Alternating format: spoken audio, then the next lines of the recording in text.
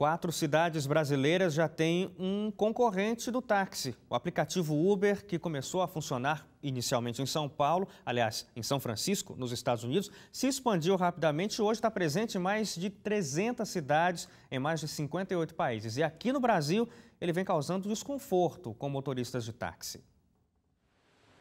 Nos aeroportos e avenidas de 4 cidades brasileiras, é possível encontrar um novo serviço de transporte de passageiros. Consiste em um carro preto, modelo sedã, completo, motorista bem vestido e um passageiro com pressa em busca do caminho mais rápido e do melhor preço. O serviço Uber entrou no Brasil na época da Copa do Mundo para oferecer um transporte diferenciado aos gringos que vieram para a cidade do Rio de Janeiro. Rapidamente, o aplicativo se espalhou para as cidades de Belo Horizonte, Brasília e São Paulo e disputa o mercado com os taxistas. Basta um toque para ter em pouco tempo um motorista particular, um carro confortável e um preço fechado, sem surpresas no fim do trajeto. O aplicativo que coloca passageiros em contato com motoristas profissionais está na mira dos taxistas que consideram a concorrência desleal. Ele, mais que desleal, ele é ilegal. Ele afronta a lei brasileira. Nas ruas, entre motoristas de táxi, a opinião é unânime. Você acha que o serviço de transporte Uber atrapalha o trabalho de vocês? Completamente. Atrapalha, com certeza.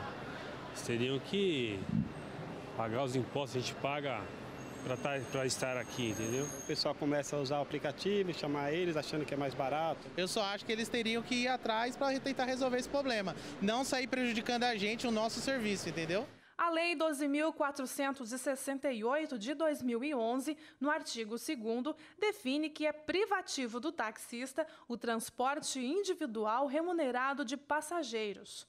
Segundo a lei, o motorista, por exemplo, precisa ter CNH da categoria profissional, ter o veículo com as características exigidas pelo órgão fiscalizador, certificação específica para exercer a profissão e inscrição no INSS.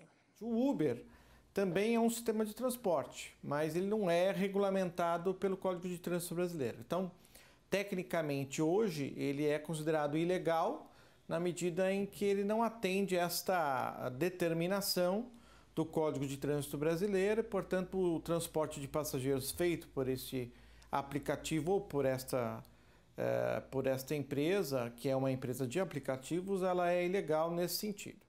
O Código Brasileiro de Trânsito afirma que qualquer serviço remunerado precisa ser autorizado pelo órgão competente, que no município é a prefeitura local.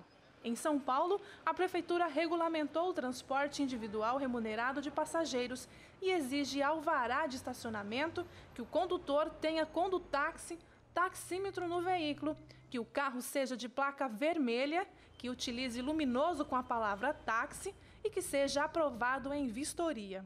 Em nota, a Prefeitura de São Paulo falou que nenhuma dessas regras até o momento foi cumprida pelos veículos apreendidos que utilizavam o aplicativo Uber e que de agosto de 2014 até 12 de agosto de 2015 foram apreendidos 50 veículos que utilizavam o aplicativo e transportavam passageiros. Segundo a Prefeitura, as operações de fiscalização são constantes para coibir o transporte irregular de passageiros por veículos clandestinos na cidade. Wagner trabalha há 7 meses como motorista Uber e sente essa pressão. Mesmo assim, continua prestando aos seus passageiros um serviço que é o diferencial dessa empresa. Eu gostaria de uma água, né? Ou uma balinha. Ele conta que, para evitar problemas com a fiscalização, já pediu para um passageiro não identificá-lo como motorista do Uber. E, em outra ocasião, teve que praticamente correr da fiscalização para não ter o veículo apreendido e ficar alguns dias sem trabalhar. Para não ser identificado pelos fiscais, ele também não trabalha com o traje indicado pela empresa. Se você chegar num local de terno e gravata, abrir a porta para a pessoa já sabe que a gente é Uber. Já identifica, é Uber marcado. Fica marcado. Então a gente já sai com a roupa mais esporte, assim, né? Vamos dizer, um esporte chique para não ficar tão marcado. Anderson é outro motorista do Uber que também tem dificuldades no trabalho. Numa madrugada e com passageiro dentro do veículo, ele foi abordado por um taxista que ameaçou quebrar o carro com um pedaço de pau. A gente fica um pouco com medo, né? Porque a gente está trabalhando, não estamos fazendo nada de errado, entendeu? Tem serviço para todo mundo. A gente trabalha pelo aplicativo, a gente não trabalha como um táxi normal que um passageiro aciona com a mão e a gente vai parar. A gente não, a gente é chamado pelo aplicativo, é diferente. Então, eles têm que entender que a gente são diferenciados, não somos igual a eles. E tem serviço para todo mundo. A gente não está atrapalhando eles, que nem a gente não quer que eles atrapalhem a gente, né? O conflito entre taxistas e motoristas do serviço Uber teve 2 episódios de violência, um em São Paulo e outro em Belo Horizonte. Manifestações em cidades como Londres, Berlim e Madrid já foram realizadas pelos taxistas locais. Aqui no Brasil, a Associação Brasileira das Associações e Cooperativas de Motoristas de Táxi não incentiva essa violência e espera uma solução pelo poder público. A gente tem pedido calma à categoria, vamos acreditar que o poder público e a justiça realmente resolvam a situação. Nada justifica fazer justiça com as próprias mãos. Nós repudiamos qualquer tipo de violência. O que nós pedimos é para a categoria acreditar que essa situação será resolvida muito em breve. Enquanto isso, o aplicativo vai ganhando adeptos. Eu usei quando estava em Paris. Foi fora, aham. Entre táxi e Uber, o que você prefere? Uber. Mais econômico. Gosto muito, porque o atendimento e a forma que eles tratam, né? A gente é muito melhor às vezes do que os táxis, porque dependendo, tem uns taxistas muito grossos, tipo, o atendimento não é tão legal como no Uber. Só que hoje você está numa fila de táxi, né? Porque é mais rápido. Carlos também optou pelo serviço de táxi para chegar ao aeroporto.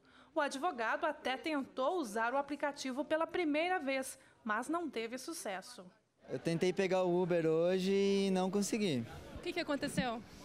Eu estava próximo à estação da Barra Funda, solicitei o Uber, fiquei esperando na frente do lugar que eu tinha marcado. E nada? O táxi não apareceu e ainda cobraram no meu cartão. Segundo o presidente da Comissão de Direito Viário da OAB de São Paulo, nesse caso o passageiro teria que recorrer à justiça, munido de provas contra o serviço oferecido. Ele não tem para quem reclamar, né, no caso se foi pago a mais ou se foi mal transportado, ele não tem como aferir se aquele é um valor realmente correspondente ao da corrida, né? É um serviço privado e, portanto, sujeito ao contrato, como eu disse, quando que, na verdade, o táxi não, ele é sujeito à fiscalização, eu posso ter, e todos os táxis têm lá um telefone de reclamação para a prefeitura local. Esse novo serviço, que está nas ruas dessas 4 cidades brasileiras, também tem pressionado os taxistas a melhorar o serviço para não perder a clientela. A empresa Uber não quis gravar a entrevista, mas respondeu à nossa equipe dizendo que seus motoristas têm avaliação média de 4,85 em uma escala de 1 a 5 e a aprovação do aplicativo é de 96%. Ela também diz que está conversando com poderes executivos e legislativos nas cidades em que atua para tentar desenvolver a regulamentação mais adequada à realidade brasileira. Esperamos agora a regulamentação, né?